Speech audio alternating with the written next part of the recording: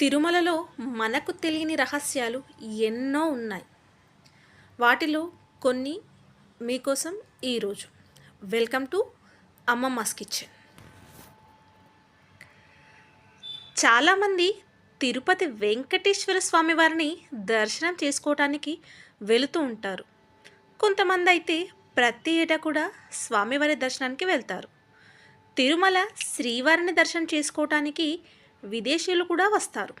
అయితే తిరుమల గురించి ఎవరికీ తెలియని బ్రహ్మ రహస్యాల గురించి ఈరోజు తెలుసుకుందాం. శ్రీవారిని దర్శనం చేసుకొని బయటకు వచ్చిన తర్వాత ఎదురుగుండా గట్టు దగ్గర తీర్థం ఇస్తూ ఉంటారు.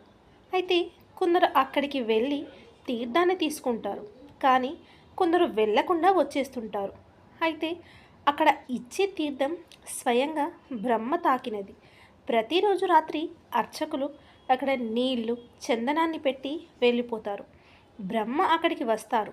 బ్రహ్మ వలన ఆ తీర్థం తయారవుతుంది.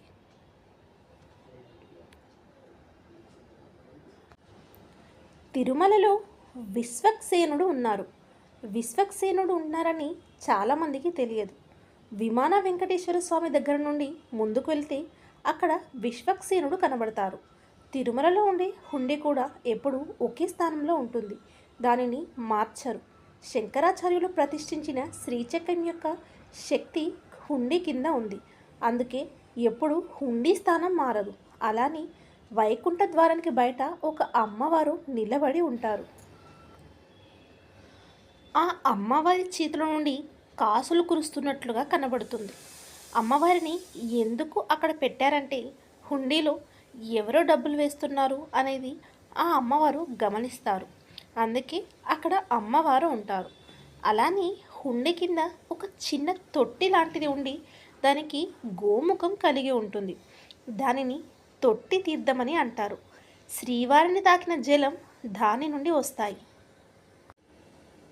తిరుమలలో రామానుజుల వారి విగ్రహం కూడా ఉంటుంది. తిరుమల పర్వతాన్ని ఆయన మోకాళ్ళతో ఎక్కారు. రామానుజుల వారి గుడి ప్రక్కన శక్తివంతమైన నారసింహ విగ్రహం ఉంది. దీన్ని కూడా చాలామంది చూడరు. తిరుమలలో అక్కడ ఒక స్తంభం కూడా ఉంటుంది. ఆ స్తంభం ఏంటి ఇక్కడ ఉంది అని భక్తులు ఆశ్చర్యపోతారు. కానీ తిరుమల ఆలయాన్ని కట్టినప్పుడు ఆ స్తంభాన్ని మొదటగా పెట్టారు.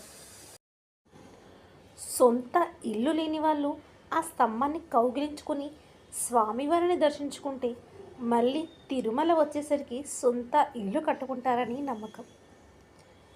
ఇలాంటి మంచి మంచి విషయాల కోసం ఛానల్ని సబ్స్క్రైబ్ చేసుకోండి. Thank you for watching.